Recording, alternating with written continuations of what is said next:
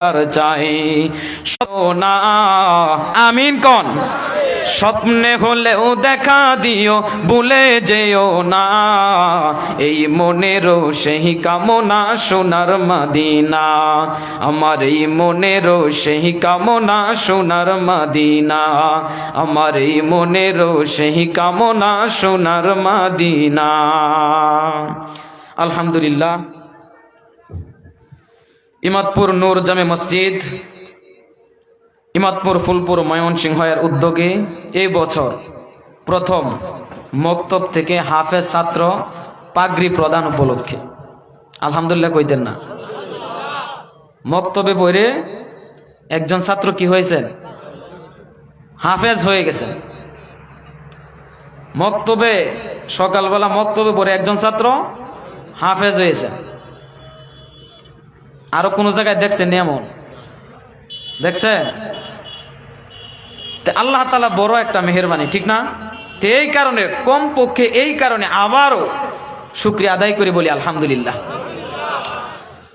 তো আজকের মাহফিলের মধ্যমণি, আধ্যাত্মিক জগতের রাহবার, মানে কলবের ডাক্তার না?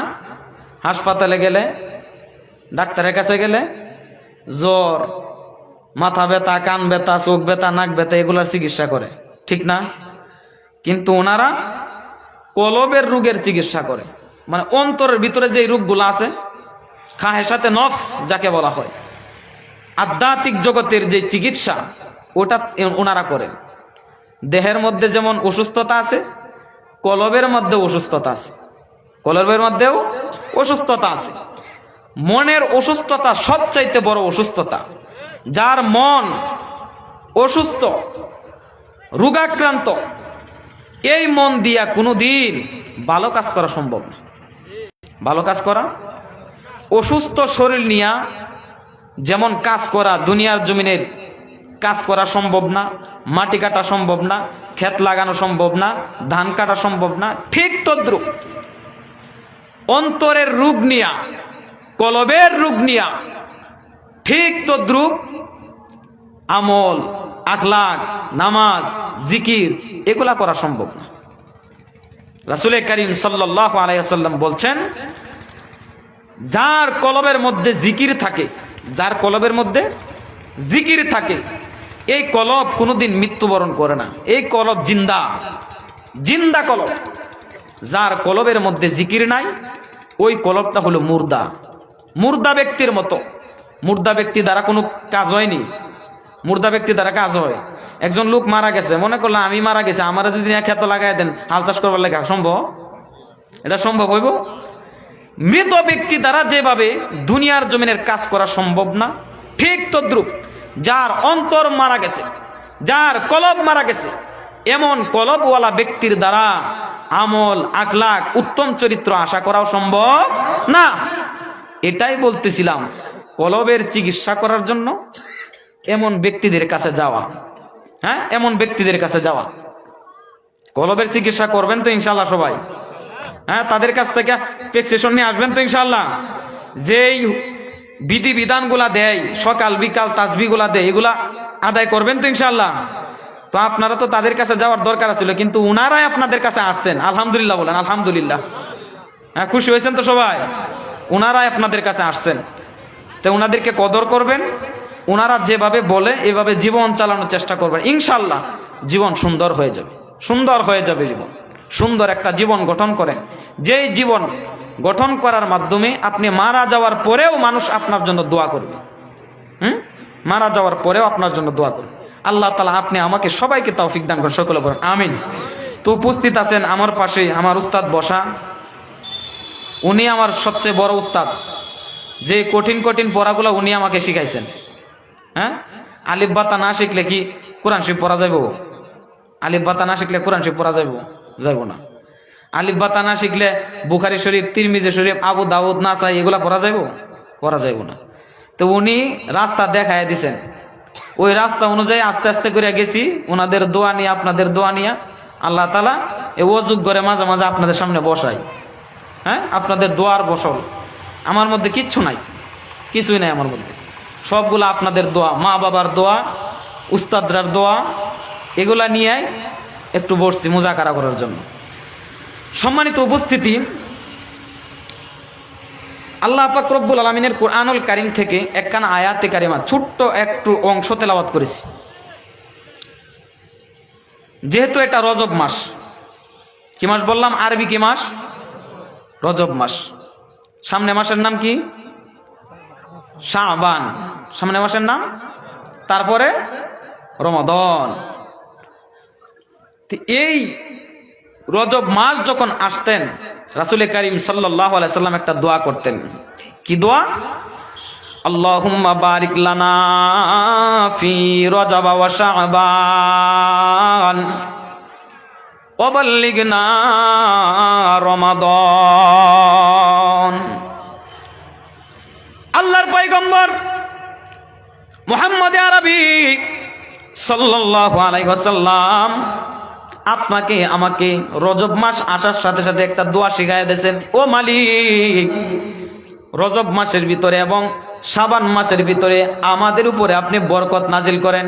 সুবহানাল্লাহ কোন, আরেকটু আস্তে কোন না সুবহানাল্লাহ।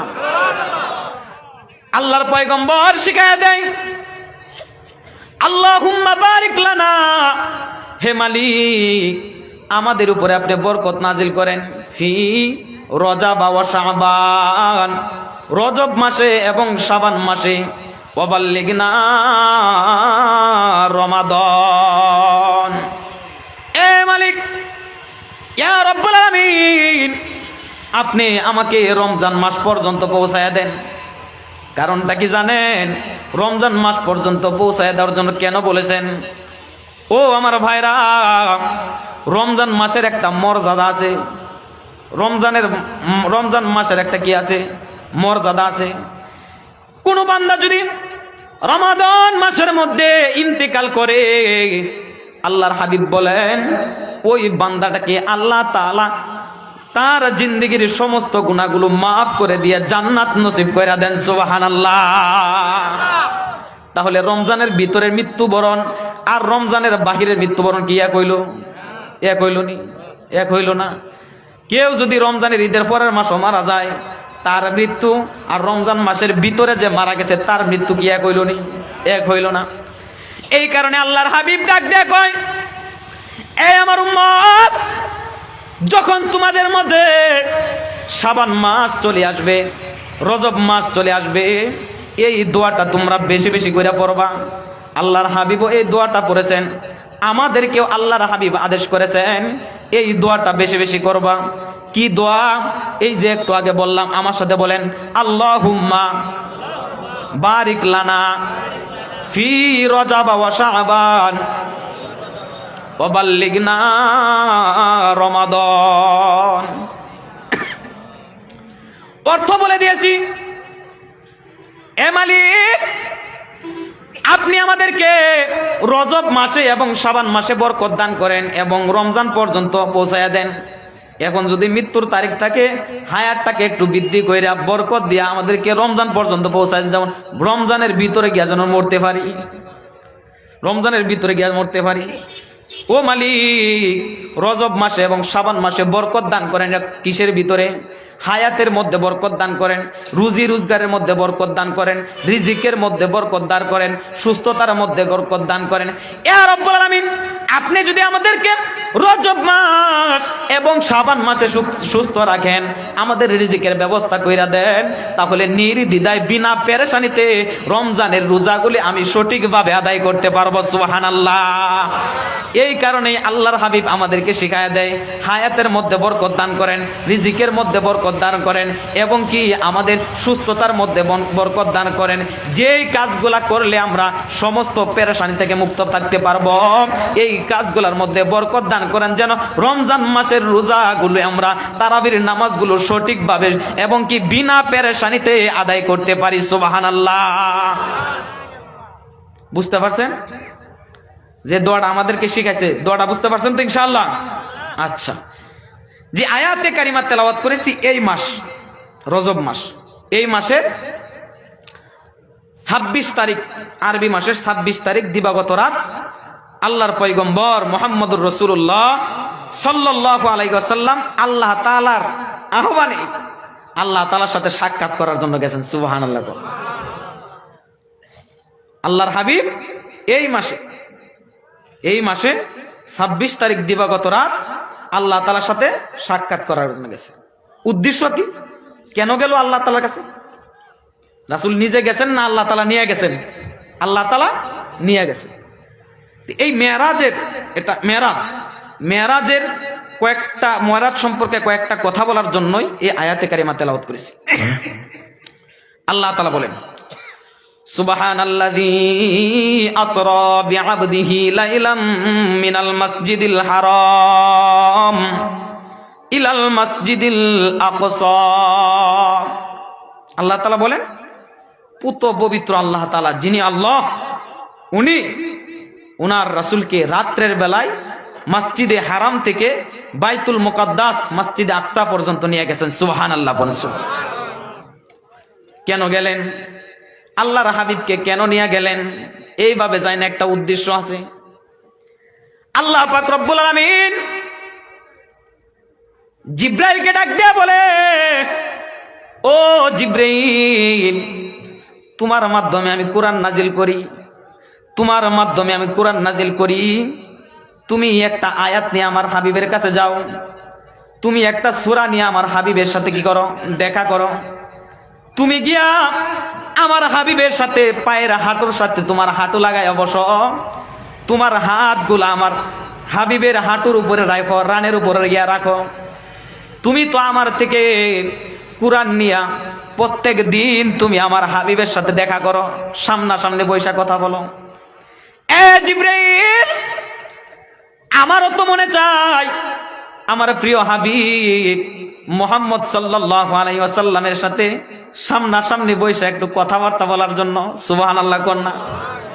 আল্লাহ পাক রব্বুল আমিন ডাক দেয়া বলে, ও জিবরাইল, তুমি কোরআন নিয়ে যাও, তুমি সূরা নিয়ে যাও, তুমি আয়াত নিয়ে যাও, আয়াত নিয়ে গিয়া আমার হাবিবের সাথে তুমি দেখা করো। আমারও তো মনে চায় আমার প্রিয় বান্দাটার সাথে, প্রিয় মানুষটার সাথে একটু দেখা করার জন্য। এ জিবরাইল, যাও, দুনিয়ার জমিনে